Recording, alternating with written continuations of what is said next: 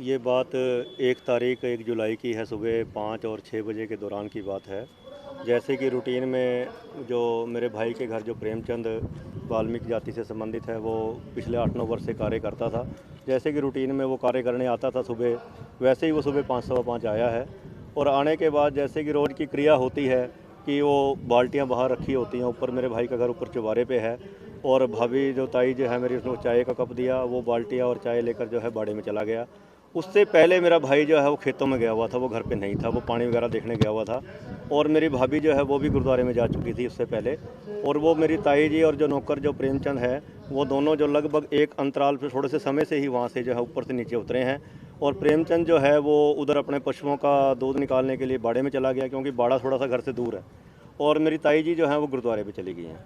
तो इस दौरान घर में कोई नहीं था। उसके बाद थोड़ी देर बाद जो है वो प्रेमचंद जो है बिना पशुओं का दूध निकाले वहाँ से जो है वो चाय पीकर वापस घर में आ जाता है।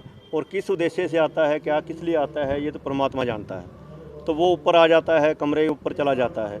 इसी दौरान मेरी भाभी जी जो हैं वो गुरुद्वारे से जो है माथा टेक कर वापस घर आ जाती हैं। और जैसे ही उसके सीढ़ियों से चढ़ने की आवाज़ उसको आती है, तो वो डर के मारे कहीं एक दरवाजे में पीछे कमरा है अंदर, उसमें छिप जाता है। और मेरी भाभी जी जो हैं अपने अंदर आके जो अपने रसोई में अपने कामों में लग जाती हैं। तो जब वो भाभी जी अपने कामों में लग जाती हैं, तो इसी दौरान जो प्रेमचंद जो है वहाँ दरवाजे से पीछे से निकल कर जैसे ही वो पिछले दरवाजे से जाने की कोशिश करता है, तो वो ठोकर खाकर जो है नीचे गिर जाता है। और उसका जो सिर है वो कहीं ना कहीं उसका दीवार में लगा या किस चीज़ में लगा, ये परमात्मा जानता है, हमें नहीं पता इस बात का। लेकिन उसके पैर को ठोकर लगी हुई थी, चप्पल वहीं दीवान बेड है बीच में उसके साथ पड़ा हुआ था। तो वो जैसे ही वो पीछे जाली का दरवाज़ा है, जैसे ही वो खोलता है, खोलते ही वो उसको गिर जाता है, पीछे पिछले ऊपर गैलरी में गिर जाता है। और जब वो गैलरी में गिरता है तो उसकी गिरने की आवाज़ आती है। जब गिरने की आवाज़ आती है तो भाभी जी जो है वो रसोई में काम करते करते पीछे आके देखती है, दरवाज़ा खोल के देखती है। तो वो कहती है कि प्रेम तू यहाँ कैसे आ गया? तो पशुओं का दूध लेने गया था। तो जैसे वो उठाया तो वो बोलता नहीं है, वो गुमसुम हो जाता है, उसको नीचे लगा होता है, गिरा होता है। तो उससे पिछली साइड हमारा घर है। मेरी छोटी भाभी जो है वो भी पशुओं का उस समय दूध निकाल रही थी। उसने उसको आवाज़ लगाई कि अपना नौकर राजू को भेजो। फिर उसने बोला कि राजू तो नहीं है, पिछले भाई के घर जो है चारा डालने गया है पशुओं का, तो मैं दूध निकाल के अभी जो है दूसरे अपने बड़े भाई को भेजती हूँ। तो वो दूध निकालने के बाद जो है पीछे अपने घर गई, क्योंकि हमारा 100-200 गज पीछे घर है दीवार के साथ पिछले पासे। तो मेरी छोटी भाभी जो है, जो फौजी साहब की घरवाली हैं, वो रसोई में काम कर, उन्होंने पूछा कि भाई साहब को ऊपर भाभी जी बुला रही है, उनका नौकर गिर गया। तो भाभी जी जो हैं वो अंदर गई। मेरे भाई उस समय पूजा कर रहे थे, जो नित्य में ही हमारे धारी सिख हैं, वो सुबह पूजा कर रहे थे, पूजा करके अरदास ही करने वाले थे। तो जैसे ही वो भाभी ने कहा कि ऊपर उनका नौकर जो है आवाज़ लगा रही हैं भाभी जी, वो नीचे गिर गया है, आपको बुला रहे हैं, आप जाओ उनकी मदद के लिए। तो वो जैसे ही वहाँ से ऊपर गया पिछले से, तो ऊपर पिछले दरवाजे से गया, ऊपर सीढ़ियों से चढ़ा। चढ़ने के बाद जो है उसको उठाया। तो जब वो उठाने लगा तो उसने उसके ऊपर उल्टी भी की। उल्टी से उसके कपड़े भी ख़राब हो गए। तो वो जैसे उसको जैसे तैसे ऊपर से ऊपर नीचे उतार रहा था, तो जब 4-5 सीढ़ियाँ नीचे रह गई तो उतारने में दिक्कत हो रही थी। तो साथ में जो मेरी भाभियाँ हैं छोटी, वो भी साथ में लग गई। और एक पड़ोस में एक जिसका मेडिकल स्टोर है, गुलशन सैनी लड़का है हमारे गाँव पड़ोस में, वो भी आ गया। तो उसने भी मदद की उसको उतारने में, नीचे उतारने में। उसको नीचे उतारा, नीचे चारपाई पे लटाया, उसको पानी पुनी पिलाया, उसको देखा भी क्या है। तो उसने कहा कि मेरे सिर में दर्द है, और इसलिए वो ज़्यादा नहीं बोल पाया। तो उन्होंने उसको पानी पुनी पिलाया। कहता मेरे सिर में दर्द है, वैसे मैं ठीक हूँ, मेरे को चक्कर आ रहे हैं। तो अभी इस दौरान मेरी भाभी जी ने जो है वो बड़े भाई को फ़ोन किया जो खेत में गए हुए थे। तो वो आगे उनको बोला कि इसको प्रेम को चोट लगी है, आप जल्दी घर आ जाओ। भाई साहब मेरे थोड़ी देर बाद जो है कुछ मिनटों में जो है मोटरसाइकिल लेके घर आ जाते हैं।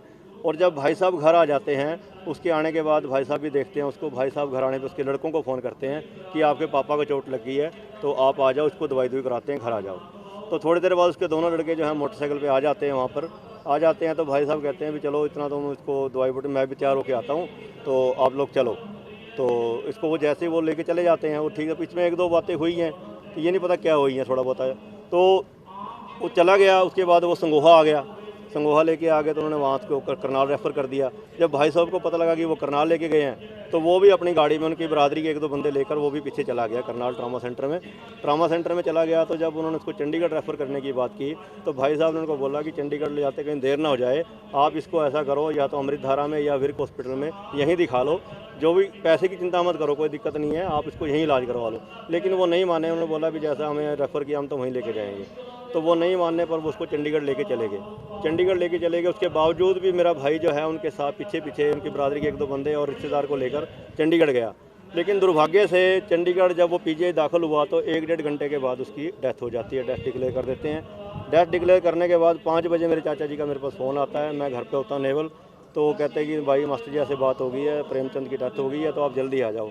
मेरी मिसेज मिगलानी हॉस्पिटल में दाखिल थी, मैं छुट्टी करवा के थोड़ी देर पहले घर आया था, तो मैंने कहा चाचा जी मैं आता हूँ। उसके बाद हम हम गाँव में आए, तो हम उनके मोहल्ले में भी गए उधर, हमने उनके लोगों से 1-2 से बात भी की भी आप आराम से इस मामले को जो है, हमें बड़ा दुख है इस बात का, कोई हमारे 8-9 वर्षों से कार्य कर रहा था और हमारा पिछले बाप दादों से इनके साथ बड़ा ही ताल्लुक चलता आ रहा है। क्योंकि देखिए किसान मजदूर का एक दाली जामुन का साथ होता है, हमारा एक दूसरे बिना गुजारा नहीं है।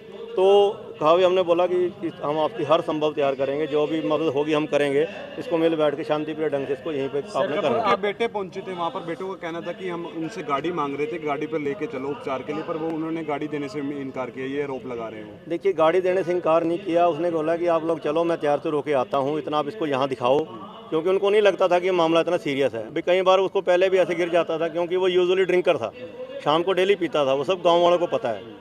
और ये नहीं पता उसने सुबह पी थी या नहीं, हम नहीं जानते इस बात को, लेकिन वो यूजुअली शाम को डेली दारू पीता था।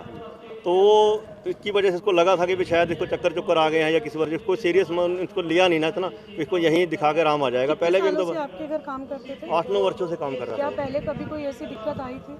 नहीं पहले कोई ऐसी दिक्कत नहीं आई, कोई ऐसी बात नहीं है, बड़े प्यार से काम, कोई दिक्कत नहीं है। बल्कि भाई ने तो मेरी देखो, उनकी लड़की की शादी है उसमें आर्थिक मदद की है, उनके बच्चों की शादी उसकी आर्थिक मदद की है, मकान बनाने में आर्थिक मदद की है।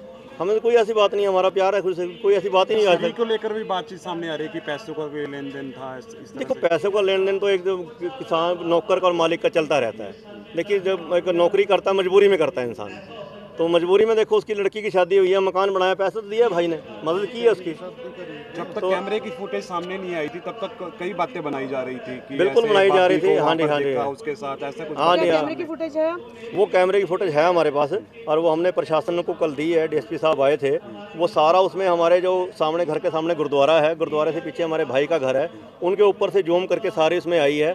उसमें सारा टाइमिंग है कि जैसे सुबह पहले मेरा भाई खेतों में चला गया, उसके बाद वो मेरी भाभी गुरुद्वारे में आई, फिर पीछे से प्रेमचंद और मेरी ताई जी जो हैं वो साथ साथ ही आ रहे हैं, थोड़े से अंतर पे। प्रेमचंद बाड़े में चला गया, ताई मेरी गुरुद्वारे में आ गई, तो वापस जो है प्रेमचंद जो है वो फिर ऊपर जाता हुआ दिखाई दे रहा है, अंदर घर के अंदर जाता हुआ दिखाई दे रहा है, और पीछे से मेरी भाभी जी जो है वो भी पीछे से जाती हुई दिखाई दे रही है। तो इस दौरान ही फिर ऊपर से भाभी जी जो है वो शोर मचा रही हैं, वो पीछे से आई हैं। फिर उस दौरान मेरा छोटा भाई जो प्रविंदर सिंह है वो भी ऊपर जाता दिखाई दे रहा है, फिर थोड़ी देर बाद उसको नीचे उतारते हुए दिखाई दे रहे हैं। वो सारा वीडियो क्लिपिंग हमने प्रशासन को दे दी है। अभी आपका क्या कहना है? महापंचायत हुई है, देखिए हमारा ये कहना है कि हम प्रशासन पे, हमें न्याय पे विश्वास है। प्रशासन ने बोला कि आप अपने भाइयों के, जब उन्होंने पर्चा दर्ज करवाया भाई आप इनको पेश करना पड़ेगा, हमने कहा कोई बात नहीं, हमने कौन सा गुनाह किया है। हमने सोमवार को उन्होंने बुलाया था, हमने सोमवार को अपने दोनों भाई करनाल कुंजरा थाने भेज दिए थे, उन्होंने अपनी तहकीकात कर रहे हैं। प्रशासन जैसे जैसे जितनी बार घर आया है, मेरी भाभी जी से सारा उन्होंने पूछा है, SHO साहब भी आए हैं, SFL टीम जो भी आए हैं, उनको सारा कुछ घटना का विवरण उन्होंने बताया है भाई ऐसे करके घटना घटी है। लेकिन भाभी का नाम भी आ रहा है सर बीच में भाभी का नाम भी आ रहा है, जसविंदर कौर। आरोप ये लगाया जा रहा है कि मारपीट की गई है और 302 का मामला भी दर्ज करवा दिया। क्या और भी चोट के निशान है, एक आँख की चोट के अलावा? देखिए जब इंसान गिरता है, देखो कहीं ना कहीं चोट लगती है। पैर पे चोट आई है, उसके अंगूठे में चोट आई है, एडी पे चोट आई है, एक ये चोट आई है, और एक दो कंधे पे थोड़ी 5-6 चोटें आई हैं, मामूली आ जाती हैं, तो वो चोटें आई हैं। अब ये इसमें ये तो नहीं, ये तो जो 1-1.5 महीने बाद रिपोर्ट आएगी उसी से पता लगेगा गिर के लगाया किसने मारा है, हम कैसे कह सकते हैं। प्रशासन अपना काम कर रहा है, हमें न्याय पे विश्वास है, प्रशासन पे विश्वास है। तो हम ये वाल्मीकि भाइयों से अपील करते हैं कि वो भी बाबा साहब के बनाए हुए संविधान पे विश्वास रखें। अब जब उनका साथ दे रहे हैं तो वो भी विश्वास रखें।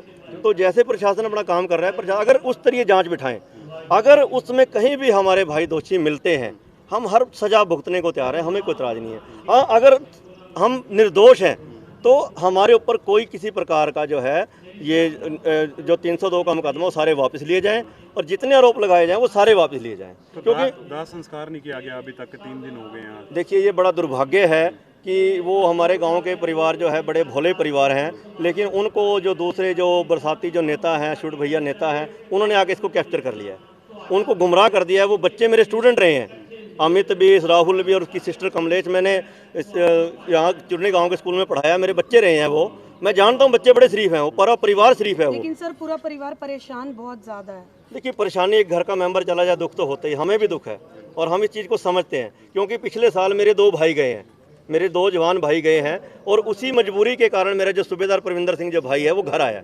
वो 31 दिसंबर को रिटायर हुआ है, और अप्रैल में अभी अपने वो चंडीगढ़ अपने बच्चों को लेकर रख रहा था, वहीं पढ़ाई करा रहा था। लेकिन जब हमने सब ने दबाव डाला, सब रिश्तेदारों ने, भाइयों ने, कि आपके जो छोटे भाई हैं उनके बच्चे जहाँ अकेले रह गए हैं, आप गाँव में आओ और इनकी देखभाल करो, तभी वो अप्रैल में गाँव में आए हैं और अभी वो खेती बाड़ी संभाल रहे थे अपनी।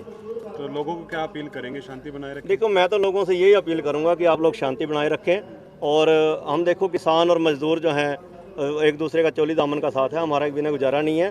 देखिए, ये जो हम चाहते हैं गांव के अंदर भी और समाज के अंदर भी शांति बनी रहनी चाहिए, क्योंकि हम लोग देखो कर्मचारी भी हैं और किसान भी हैं।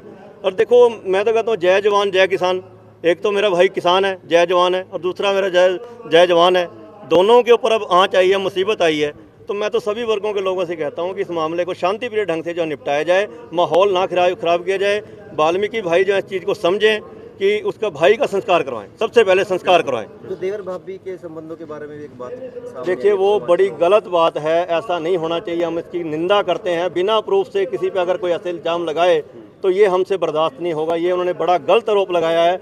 मेरे भाई के 28 साल की नौकरी, एक अमृतधारी सिख है वो, और मेरी माता जैसी भाभी है, 60 साल की उसकी लगभग उम्र हो गई है।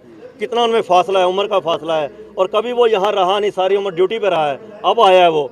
ऐसे लांछन लाना तो बड़ा गलत बात है, बिना सोचे समझे। वो लांछन भी किसी के कहने पे लगा रहे हैं वो लोग, वो अपने आप नहीं कहा, उनको सिखाया जा रहा है। जो बोल रहे हैं वो किसी के कहने से बोल रहे हैं, ऐसा नहीं होना चाहिए। इस चीज़ की हम घोर निंदा करते हैं, ऐसा नहीं होना चाहिए।